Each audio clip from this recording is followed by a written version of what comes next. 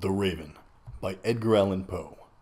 Once upon a midnight dreary, while I pondered, weak and weary, over many a quaint and curious volume of forgotten lore, while I nodded, nearly napping, suddenly there came a tapping, as of someone gently rapping at my chamber door. "'Tis some visitor," I muttered, tapping at my chamber door. Only this, and nothing more. Distinctly I remember, it was in the bleak December, and each separate dying ember wrought its ghost upon the floor. Eagerly I wished the morrow.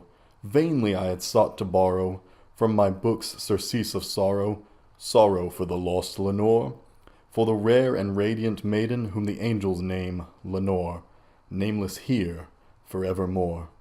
And the silken, sad, uncertain rustling of each purple curtain thrilled me, filled me with fantastic terrors never felt before, so that now, to still the beating of my heart, I stood repeating, "'Tis some visitor entreating entrance at my chamber door, some late visitor entreating entrance at my chamber door.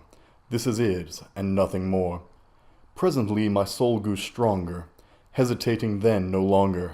"Sir," said I, "or madam, truly your forgiveness I implore, but the fact is I was napping, and so gently you came rapping, and so faintly you came tapping at my chamber door, that I scarce was sure I heard you. Here I opened wide the door.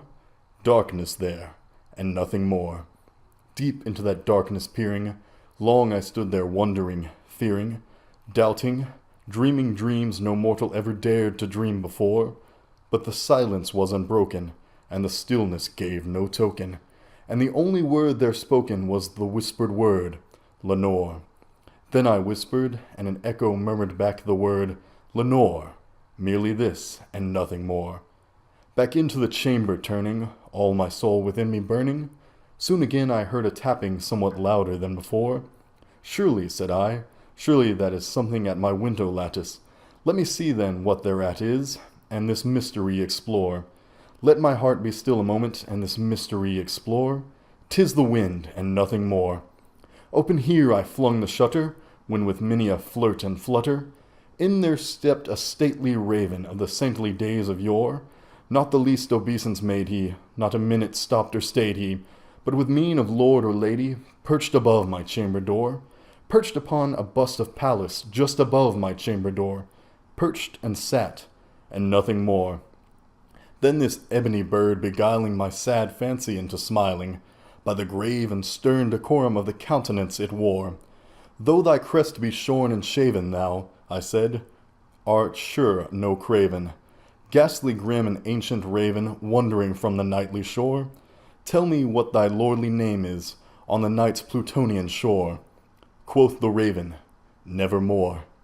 Much I marveled this ungainly fowl to hear discourse so plainly, though its answer little meaning, little relevancy bore.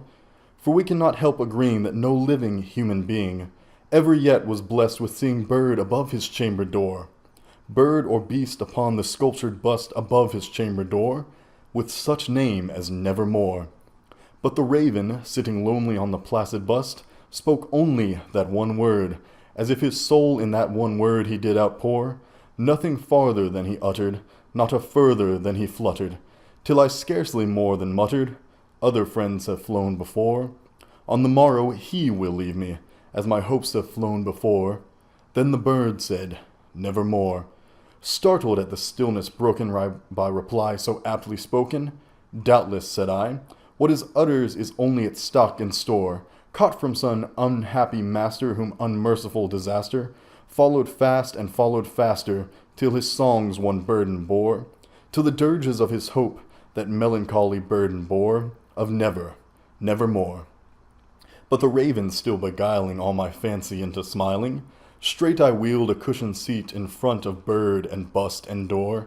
Then upon the velvet sinking, I betook myself to linking fancy unto fancy, thinking what this ominous bird of yore, what this grim, ungainly, ghastly, gaunt, and ominous bird of yore meant in croaking "Nevermore."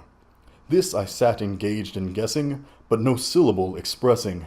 To the fowl whose fiery eyes now burned into my bosom's core, this and more I sat divining, with my head at ease reclining, on the cushion's velvet lining that the lamplight gloated o'er, but whose velvet violet lining with the lamplight gloating o'er, she shall press, ah, nevermore. Then, methought, the air grew denser, performed from an unseen censer, swung by seraphim, whose footfalls tinkled on the tufted floor. Wretch, I cried, thy God hath lent thee, by these angels he hath sent thee, respite, respite and nepenthe from thy memories of Lenore. Quaff, oh quaff this kind nepenthe, and forget this lost Lenore. Quoth the raven, nevermore. Prophet, said I, thing of evil, prophet still if bird or devil, whether tempter sent or whether tempest tossed thee here ashore, desolate, yet all undaunted on this desert land enchanted, on this home by horror haunted, tell me truly, I implore, is there balm in Gilead? Tell me, I implore. Quoth the raven, nevermore. Prophet, said I, thing of evil, prophet still if bird or devil, by that heaven that bends above us, by that God we both adore, till this soul with sorrow laden, if within the distant Aidenn, it shall clasp a sainted maiden, whom the angels named Lenore, clasp a rare and radiant maiden, whom the angels name Lenore. Quoth the raven, nevermore. Be that word our sign of parting, bird or fiend, I shrieked upstarting. Get thee back into the tempest and the night's Plutonian shore. Leave no black plume as a token of that lie thy soul hath spoken. Leave my loneliness unbroken. Quit the bust above my door. Take thy beak from out my heart, and take thy form from off my door. Quoth the raven, nevermore. And the raven, never flitting, still is sitting on the pallid bust of Pallas, just above my chamber door, and his eyes have all the seeming of a demon's that is dreaming, and the lamplight o'er him streaming throw his shadows on the floor, and my soul from out that shadow that lies floating on the floor shall be lifted nevermore.